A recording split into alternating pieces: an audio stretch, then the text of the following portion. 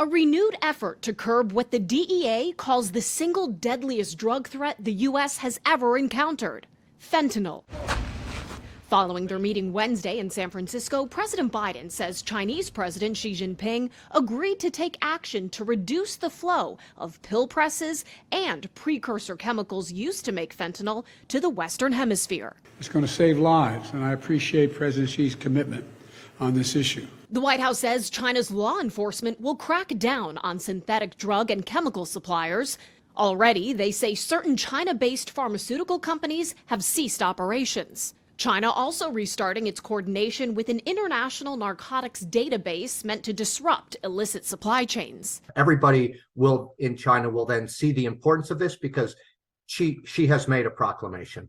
Dave Luckey, who served at the Department of Homeland Security, says China hasn't put this much emphasis on the issue in years. He said he'd be happy if the agreement is even moderately successful. Because the last time this occurred, China scheduled fentanyl and all fentanyl analogs and really stopped, to a large extent, the production of fentanyl. Republican Congressman Mike Gallagher, who chairs the Select Committee on the Chinese Communist Party, says Biden is too lenient with China, saying this before the meeting. Even if they come up with some working group on fentanyl, which, listen, I hope will be successful, it has come at a cost. The issue is almost certain to come up Friday when President Biden meets with Mexico's President Andrés Manuel López Obrador.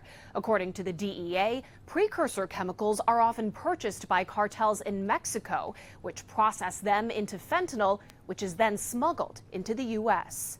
Finding common ground will likely be difficult. ¿Cuáles son las pruebas? López Obrador has pushed back on U.S. data about cartel activity, instead blaming the U.S. for the fentanyl problem.